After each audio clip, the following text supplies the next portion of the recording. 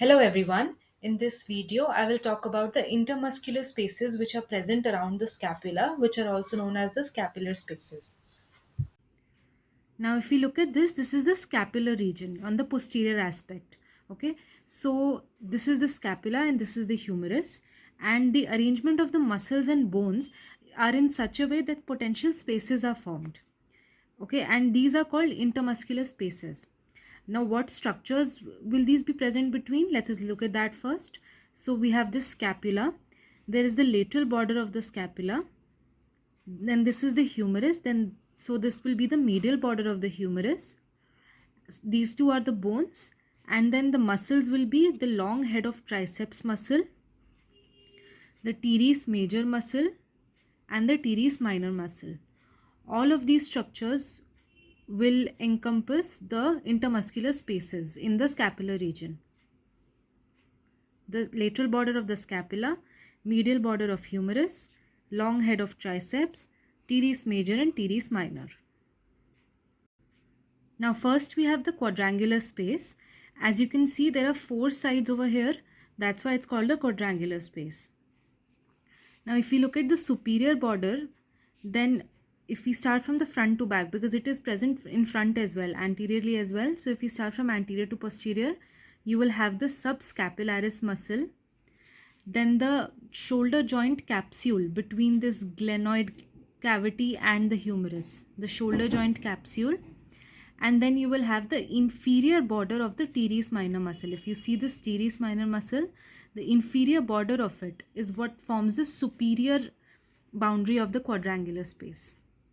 So these three are the structures forming the superior border: the subscapularis muscle, the shoulder joint capsule, and the inferior border of the teres minor muscle. Next, if we look at the inferior border, if you can see this teres major muscle, the superior border of teres major will form the inferior border of the quadrangular space. Next, if we look here medially we have this muscle, the long head of triceps. So the lateral border of this long head of triceps muscle will form the medial border. Then laterally you have the humerus bone. The bone itself is forming the lateral border. And then if we look at the contents, we have one nerve, which is the axillary nerve, and we have vessels, blood vessels, which are the posterior circumflex humeral vessels, which will come over here around the humerus, and they will form a sort of an arc around the humerus. That is why they are called circumflex. So the axillary nerve and the posterior circumflex humeral vessels are the contents of this quadrangular space. Next, we have this upper triangular space. So there are two triangular spaces, upper and lower. Since this is present upwards, it is called the upper triangular space.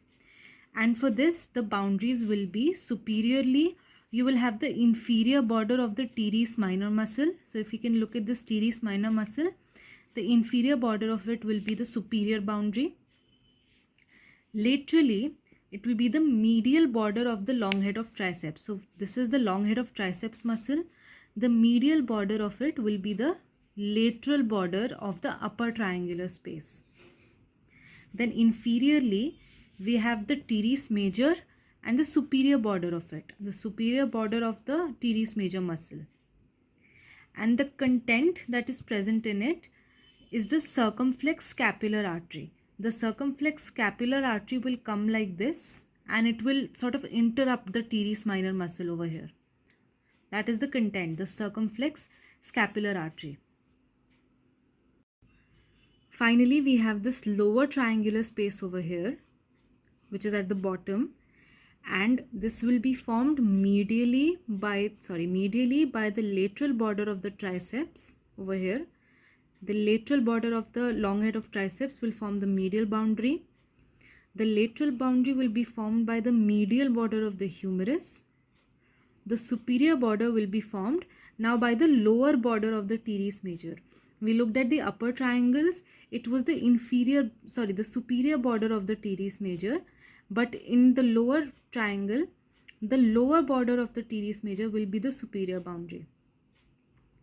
Then if we look at the contents, The radial nerve and the profunda brachii vessels are present over here, and this is where they wrap around the neck humerus. The radial nerve and the profunda brachii vessels are the contents.